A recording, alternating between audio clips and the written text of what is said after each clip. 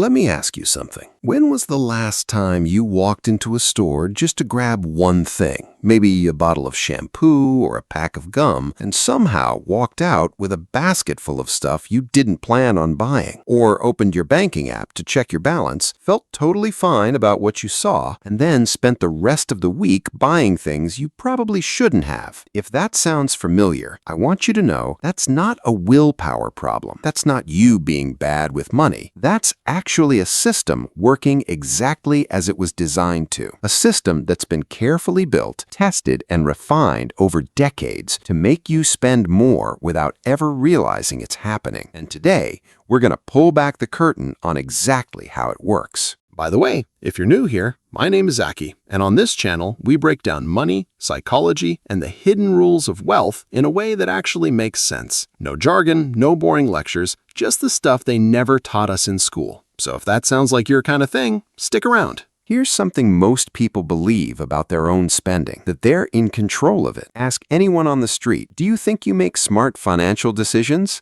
And most people will say yes, or at least mostly yes. They'll say things like, I know what I can afford, or I check my balance before I buy something big. And they genuinely mean it. They're not lying to you. But here's the thing, that sense of control, it's largely an illusion, not because people are stupid, but because the way money is presented to us every single day has been deliberately engineered to bypass our rational thinking and tap directly into our instincts, our habits, and our emotions. Banks, credit card companies, apps, and retailers all understand something about human psychology that most of us were never taught in school. We don't make decisions based on reality. We make decisions based on how reality is framed for us. And once you understand that, everything changes. Let's start with something called mental accounting. This is a concept from behavioral economics, which is basically the science of why people make the financial decisions they make. And mental accounting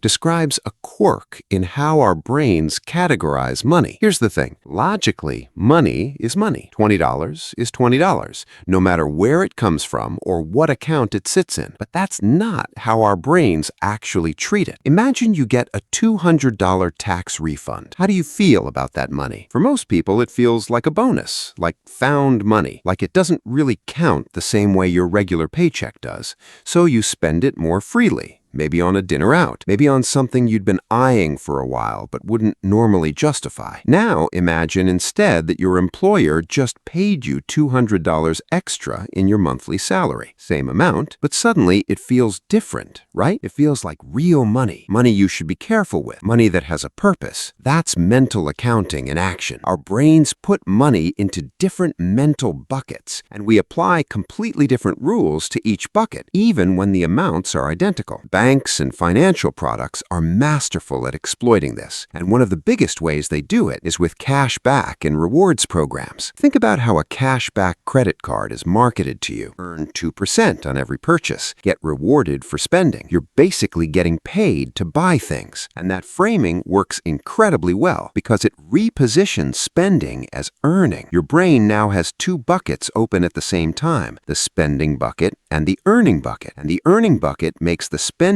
bucket feel less painful. Studies have shown that people who use rewards credit cards spend significantly more than people who pay with cash or even a regular debit card. Not because they're richer, but because the psychological cost of spending feels lower. The little dopamine hit of earning points softens the sting of parting with money. And here's the twist. The math almost never works out in your favor. If you're spending, say, $1,000 a month on a card with 2% cash back, you're earning $20. But the average person with a rewards card carries a balance, which means they're paying interest that far outstrips that $20. The house always wins. But your brain doesn't run those numbers in the moment. Your brain sees the word reward and says, this is a good thing. Now, let's talk about something even subtler, something you interact with almost every day without realizing it. Have you ever noticed how your banking app shows you your balance? Most banking apps are designed to show you your available balance front and center. Big numbers,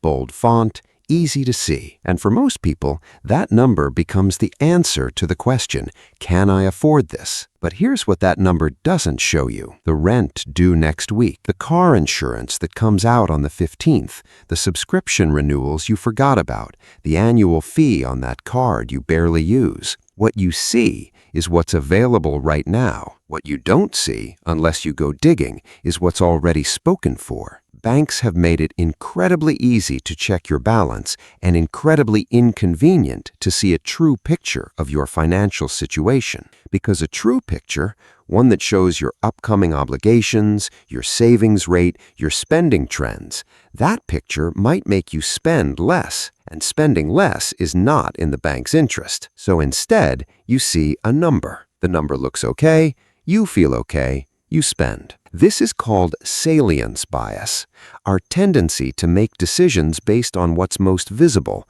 most obvious, most immediately in front of us. And that available balance number has been specifically positioned to be the most salient piece of financial information in your life. Here's another one, and this one's sneaky. You've probably heard of the phrase, set it and forget it, when it comes to things like automatic savings or investing. That's actually great advice in that context. But banks and subscription services have borrowed that exact same psychology and flipped it. Automatic renewals, auto payments, subscription fees that hit your account so quietly, so consistently, that they just become invisible. There's research that shows people dramatically underestimate how much they're spending on subscriptions.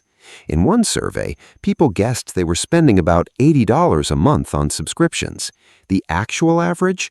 Over $200. That's not $120 of intentional spending.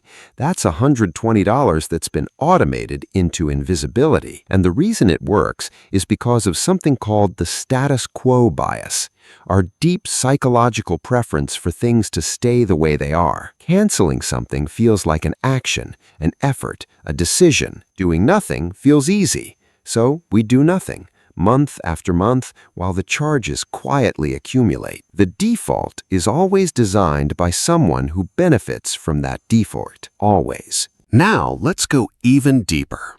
Because the most powerful trick isn't about any single product or feature.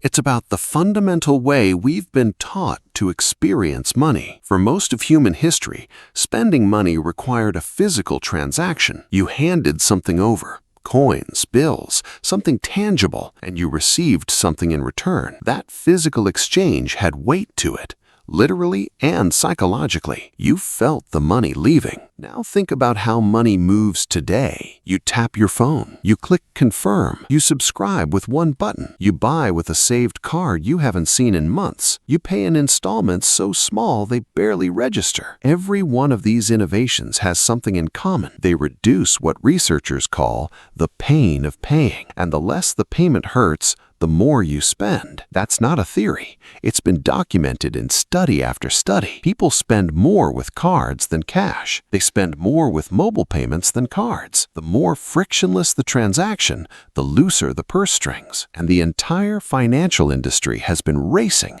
for decades to make payments as frictionless as possible. Not because it's more convenient for you. Convenience is the story they tell. The real reason is that it makes you spend more, and more spending means more fees, more interest, more profit. Quick thing before we keep going. If you're finding this useful, hit subscribe. I put out videos like this every week, and honestly, most of what we cover here is stuff the financial industry would rather you didn't know, so the more people who see it, the better. All right, back to it. So where does that leave you? Here's the thing. Knowing this stuff doesn't automatically change your behavior. That's not how psychology works. You can't just decide to stop being human. But what you can do is design your financial life with these tricks in mind. Think of it like this. If the system is designed to exploit your blind spots, then your job is to bring those blind spots into view. Some people find it helpful to look at their finances in terms of time, not dollars. If you earn $20 an hour, that $60 subscription isn't $60, it's 3 hours of your life. That framing makes the pain of paying real again, even when the tap to pay makes it feel invisible. Others go through their bank statements once a month and cancel anything they don't actively choose to keep. Not just subscriptions they haven't canceled yet, but things they'd have to actively choose again if they were new. That's a different bar. And it's a useful one. And some people just make a habit of waiting, not forever, just 24 hours. Before any non-essential purchase, they sleep on it because the psychological triggers that make you want to buy something right now, they fade. The rational part of your brain catches up, and often the next morning, the thing that seemed urgent just doesn't. Here's the key insight I want to leave you with. The modern financial system is not neutral. It is not a passive tool. It's an environment that has been carefully constructed to influence your behavior in specific ways that tend to benefit institutions more than individuals. That doesn't mean you're powerless. It means you need to be deliberate in a way that the system is deliberately trying to prevent. The banks know how your brain works. They've spent billions of dollars figuring it out. The question is, do you? Because once you start seeing the frame, you stop falling for the picture. If this made you look at your banking app a little differently, good. That's the beginning of actually being in control of your money. And if you want to keep pulling back the curtain on how money and psychology really work together, stick around. There's a lot more where that came from. So that's the game, and now you know how it's played. The system isn't going anywhere, but neither are you. The difference between people who build wealth and people who wonder where their money went, it usually comes down to awareness, and you just got a little more of it. If you want to go deeper, I've linked a video right here that breaks down another trick that's quietly draining your account every month. You're probably not even aware of it yet. And if this video helped you see things differently, share it with someone who needs to hear it. Seriously, it's one of the best things you can do for someone you care about. I'm Zaki. I'll see you in the next one.